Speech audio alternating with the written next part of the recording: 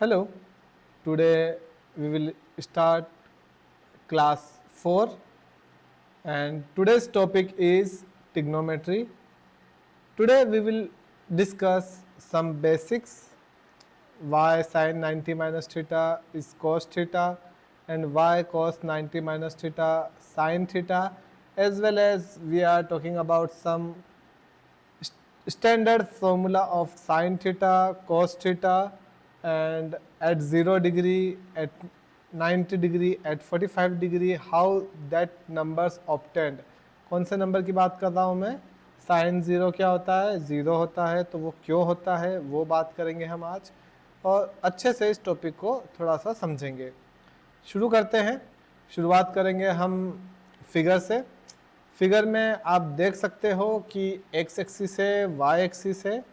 X axis Y axis पर ये positive होता है, ये नेगेटिव होता है, ये पॉजिटिव होता है और ये नेगेटिव होता है। ओके, ट्राइंगल है, ट्राइंगल थीटा डिग्री पर है। Okay, let's start.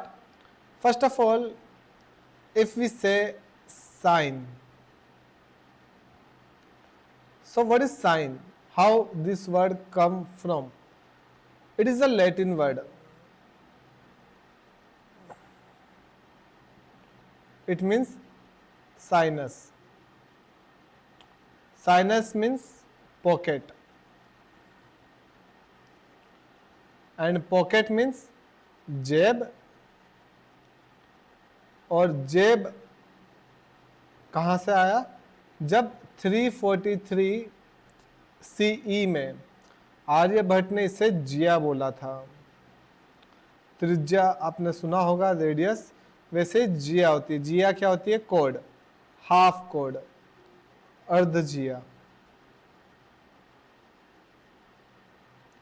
ओके, तो जिया को लैटिन वालों ने जेब सुना और जेब को उन्होंने साइनस बोला और साइनस से साइन आया।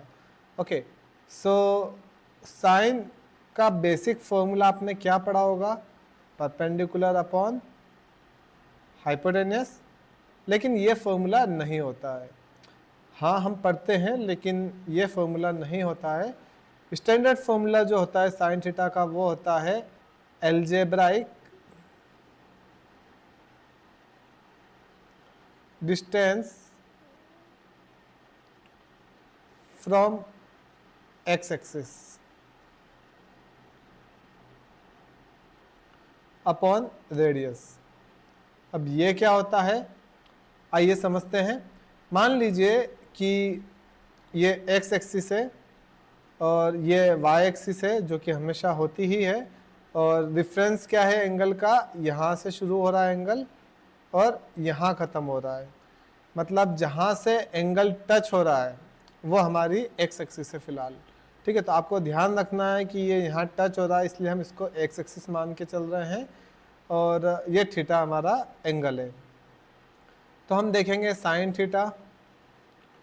अगर मैं 0 डिग्री लेके चलूँ अभी फ़िलहाल, अगर मैं 0 डिग्री लेके चलूँ तो algebraic distance from x axis, तो एक्स एक्सिस से 0 एंगल कितनी दूरी पर है? तो कुछ भी नहीं, तो it's a 0 distance upon radius. Okay, sine 0 क्या है? 0 अपॉन आर, तो ये 0 ही रहेगा। ओके, ये जो ट्राइंगल है, इस ये जो सर्कल है और इसके अंदर एक ट्राइंगल है, ये एक यूनिट सर्कल है। यूनिट सर्कल क्या होता है? जिसकी रेडियस जो होती है वो 1 होती है। क्या होती है? रेडियस 1 होती है यूनिट सर्कल की स्पेशली। तो यहाँ से ये भी कितना है?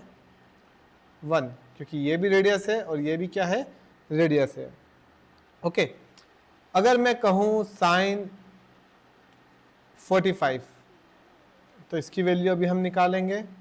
ठीक है, और इसके अलावा हम साइन 30 की भी वैल्यू अभी निकालेंगे। ठीक है, तो देखते हैं कैसे ये काम करता है।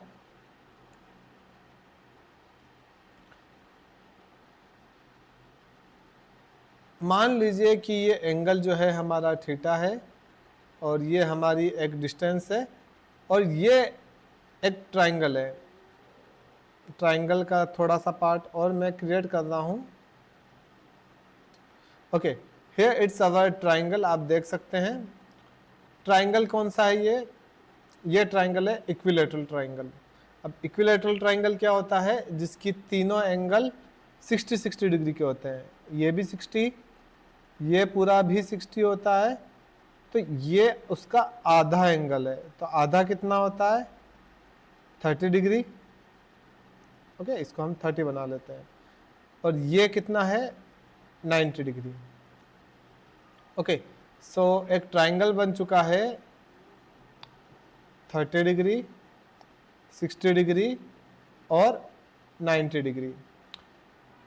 तो अगर इस ट्राइंगल की अगर हम बात करें तो 90 डिग्री एंगल है, it means right angle triangle है। और राइट एंगल ट्राइंगल में हम क्या लिख सकते हैं, Pythagoras theorem.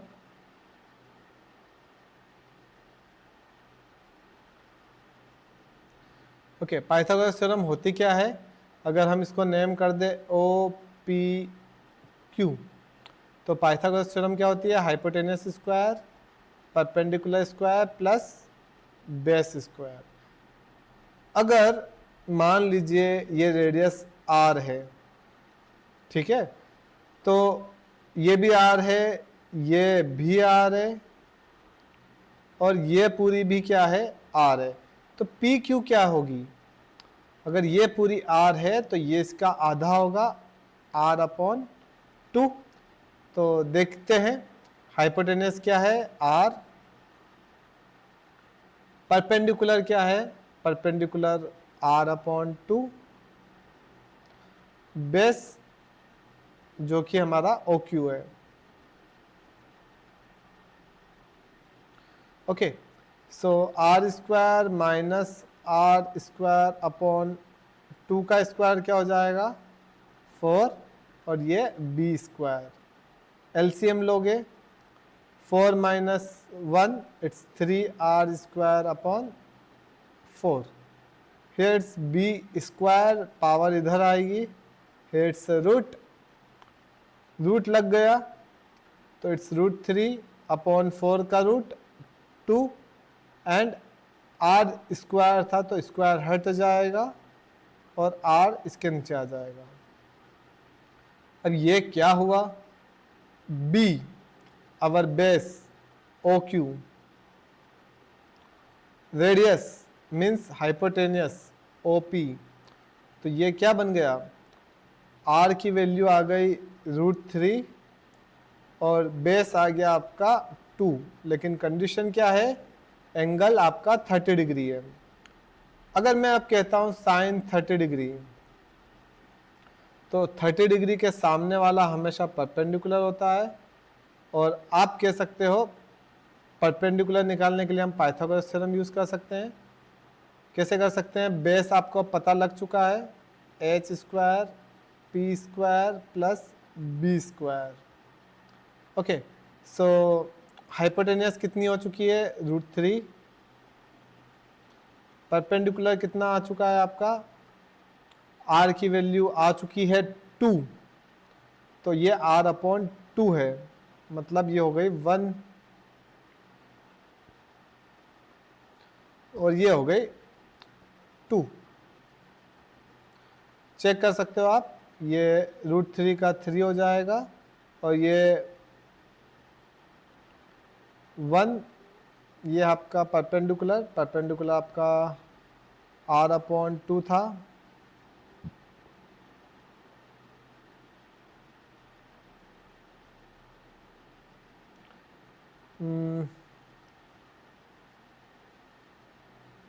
It's upon OP, OP equals to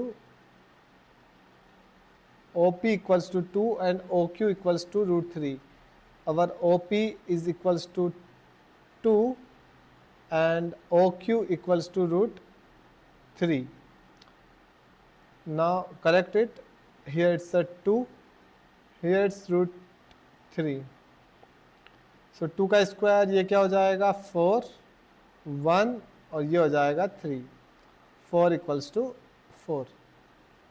okay, अगर अब यहाँ पे आप साइन 30 निकालेंगे तो साइन 30 क्या होता है, अभी हमने ऊपर फॉर्मूला पढ़ा algebraic distance from x axis. तो एक्स एक्सिस से अगर हम डिस्टेंस निकाले तो ये कितना है 1 अपॉन रेडियस। रेडियस कितनी है इसकी, रेडियस 2 है। क्या साइन 30 1/2 होता है? आपने अगर ट्रिग्नोमेट्री पढ़ी है 10th में तो आपको जरूर पता होगा, बिल्कुल होता है। अगर हम बात करें अब cos 30, ओके, cos अभी तक हमने शुरू नहीं किया है तो हम cos की वैल्यू भी निकालेंगे। उससे पहले sin 45 देखते हैं।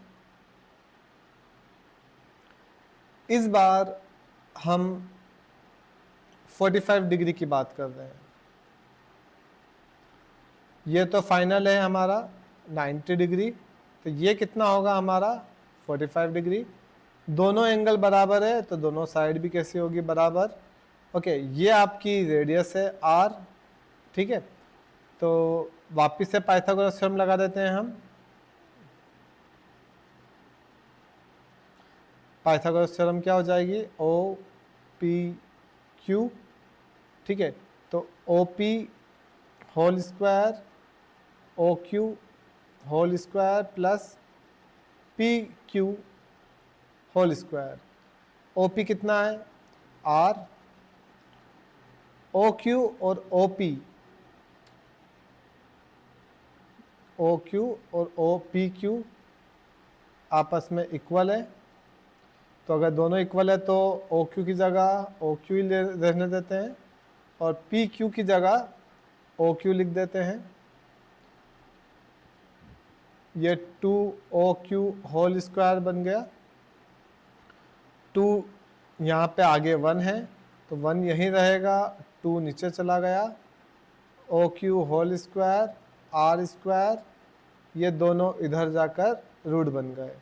तो OQ क्या है हमारा बेस और R क्या है हमारा हाइपोटेनियस। तो अब हमें किसकी ज़रूरत है, ये तो हो गया √2 और बेस हो गया 1। अगर ये 1 है तो ये भी कितना होगा 1।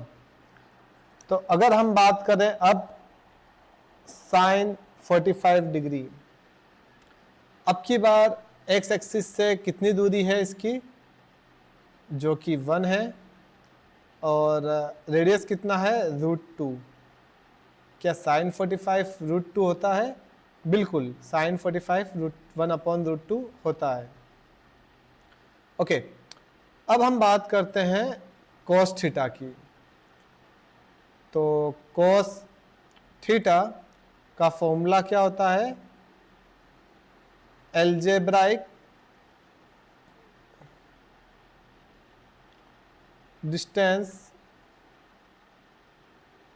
From y axis upon radius. Okay, इस बार जो डिस्टेंस हम काउंट करेंगे वो y एक्सिस से चेक करेंगे हम, मतलब y एक्सिस से दूरी चेक करेंगे और वो कौन सी दूरी होगी, x एक्सिस चलेगी आगे, ठीक है। y एक्सिस से कितने दूरी पे, मान लो यहाँ पे है 5 है तो 5 कौन सी एक्सिस पे चल रहा है, x एक्सिस पे चल रहा है। ओके, सो अगर cos 30 की बात करें हम तो हम 30 डिग्री निकाल चुके हैं ऑलरेडी। 30 डिग्री ये रहा और इस बार हम ये डिस्टेंस देख रहे हैं तो ये कितना है √3 और हाइपोटेनियस कितना है, हाइपोटेनियस हमारा कितना था 2, ठीक है।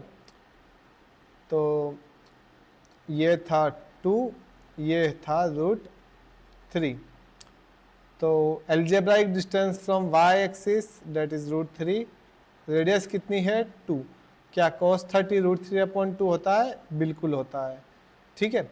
इसके बाद अगर cos 45 की बात करें तो cos 45 ये रहा जस्ट, यहाँ से y एक्सिस से कितनी दूरी है इसकी, तो ये 1 है और रेडियस क्या है √2। cos 45 क्या रहेगा? cos 45 अभी जस्ट हमने किया था। cos 45 क्या होता है? सबसे पहले y एक्सिस से डिस्टेंस कितनी है, दैट इज 1, और हाइपोटेन्यूज कितना है √2, तो ये हो जाएगा 1/√2। Okay, so let's see now. अब हम क्या पढ़ चुके हैं? साइन 0 क्या होता है 0, cos 0 क्या होता है 1। उसके बाद हमने पढ़ा cos 45 डिग्री कितना होता है 1/√2, साइन 45 1/√2, साइन 30 cos 30, cos 30 क्या होता है √3/2, और साइन 30 क्या होता है, साइन 30 होता है 1/2। ओके, और cos 90 क्या होता है 0, और साइन 90 क्या होता है, साइन 90 1 होता है। ओके, तो साइन को देखोगे ये बढ़ता क्रम है, cos जो है वो घटता क्रम है। ठीक है, अब हम देखेंगे हमारे वापस से सर्कल को, और सर्कल में हमें पता है एक्स एक्सिस वाई एक्सिस होती है, और एक्स एक्सिस वाई एक्सिस में आपको पता है कौन पहले 0 होता है, फिर 90 डिग्री यहाँ आ जाता है, 180 यहाँ होता है, और 270 और 360 वापस यहीं आ जाता है। ठीक है, तो ये रोटेशन चलता है। तो अगर हम बात करें साइन की, तो साइन थीटा क्या होता है, साइन थीटा 0 से 90 पे 0 से 1 हो जाता है, सो इट इंक्रीजेस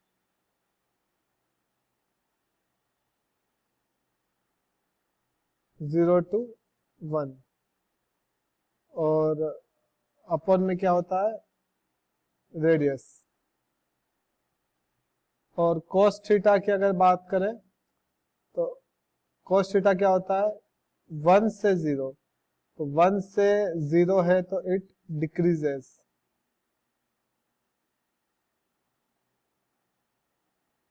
1 to 0। अब मैं सीधा ऐसे साइन यूज करूंगा, it's increases, it's decreases. Okay, और अपॉन में क्या है रेडियस। ओके, अगर हम टेन थीटा की बात करें अब, तो टेन थीटा क्या होता है sine theta upon cos theta. तो साइन थीटा क्या है, इट्स 0 to 1, और ये क्या है 1 to 0। सो अगर हम बात करें कि टेन थीटा क्या होगा फर्स्ट क्वाड्रेंट में, इट्स 1 और ये 0, तो ये पहुंच जाएगा इनफाइनाइट। कहाँ पहुंच जाएगा इनफाइनाइट, 0 to इनफाइनाइट। ये बन जाएगा 0 और ये बन जाएगा इनफाइनाइट। ओके, नेक्स्ट बात करते हैं 90 से 180 के बीच में।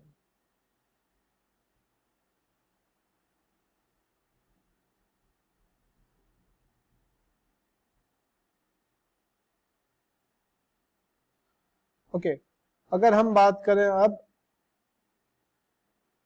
90 से 180 के बीच में, तो साइन तो आ गया 1 पे, तो यहाँ वापस क्या आ जाएगा 0 आ जाएगा। ठीक है, तो sine theta it decreases, from 1 to 0। और अगर cos थीटा की बात करें तो cos थीटा यहाँ पे क्या था 0 to, इधर क्या होता है -1, तो इट डिक्रीजेस 0 to -1। तो अगर टेन थीटा की बात करें, अपॉन में क्या चल रहा है, आर चल रहा है, और टेन थीटा की अगर हम बात करें तो टेन थीटा क्या होता है, sine theta upon cos theta, R से आर कट जाएगा, ये 1 से 0 जा रहा है डिक्रीज होके, और ये 0 टू -1। ओके, तो ये क्या होगा, टेन थीटा सेकेंड क्वाड्रेंट में 90 में,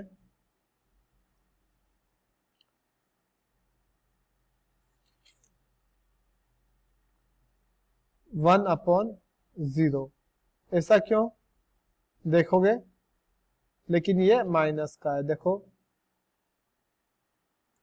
ये 0 अपॉन -1 और 1 अपॉन 0 इंफिनिटी, ये बन गया इंफिनिटी और ये बन गया -1। तो ये -1 से कहाँ जा रहा है, इंफिनिटी जा रहा है, माइनस इंफिनिटी। ओके, अब बात करते हैं हम 180 से 270 के बीच में। तो साइन थीटा क्या होगा, ये -1 था, साइन थीटा यहाँ पे 1 से 0 पे आ गया था, अब ये 0 से -1, तो ये डिक्रीज होगा, decreases from -1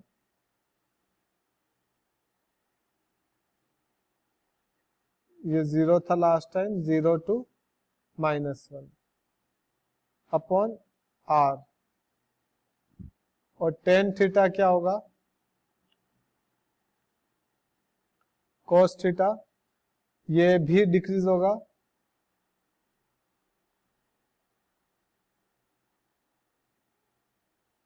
-1 to 0 upon are. Okay, तो इसमें क्या हो रहा है, थर्ड क्वाड्रेंट में टेन थीटा की अगर बात करें तो 0 अपॉन -1 टू -1 अपॉन 0, तो ये तो वापिस 0 से इंफिनिटी पहुंच गया, ठीक है, थर्ड क्वाड्रेंट में वापिस ये 0 से इंफिनिटी बन गया। क्या सही है ये,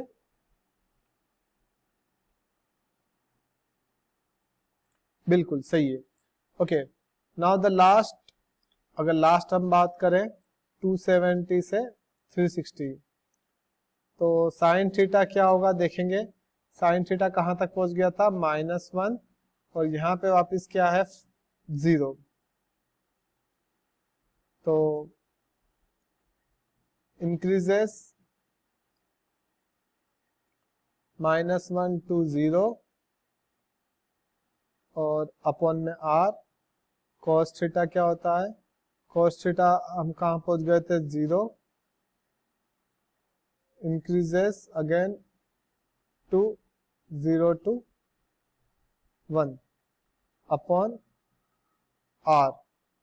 और टेन थीटा की बात करें तो आर से आर कैंसल, ये -1 से 0 टू 0 टू 1, तो ये क्या हो जाएगा, -1 to infinity, -1 to 0, minus infinity, it's a minus infinity to 0। Okay,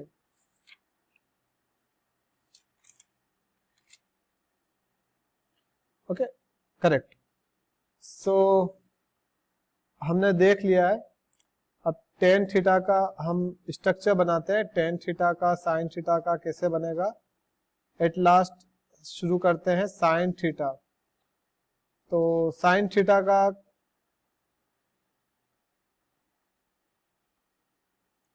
let's see draw,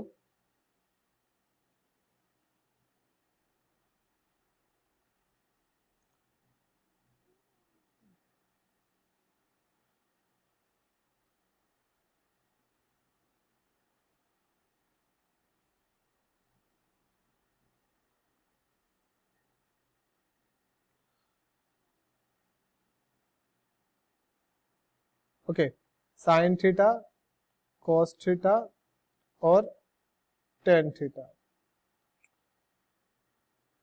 तो हमने क्या देखा कि ये 0 होता है, ये भी 0 होता है, ये 0 होता है, ये +1 होता है, ये -1 होता है, ये +1, ये -1, ये +1 और ये -1। साइन 0 पे क्या होता है, 0 होता है, फिर π/2, फिर पाई, फिर 3π/2 और लास्ट में 2 पाई, π/2 पाई, 3π/2 और 2 पाई।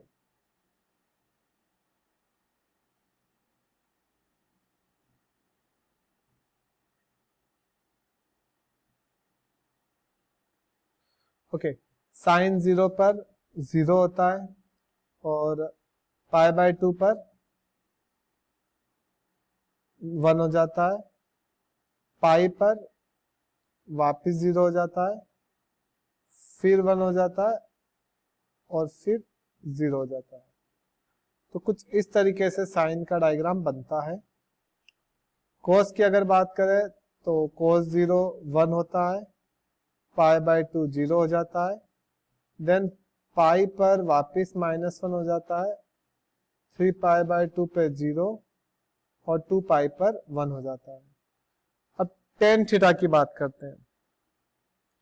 तो टेन थीटा हमने क्या देखा, शुरू में टेन थीटा जो था वो 0 से इंफिनिटी चला गया, टेन थीटा 0 से इंफिनिटी चला गया, फिर सेकंड में इंफिनिटी से -1 चला गया, मतलब ये इंफिनिटी से आया,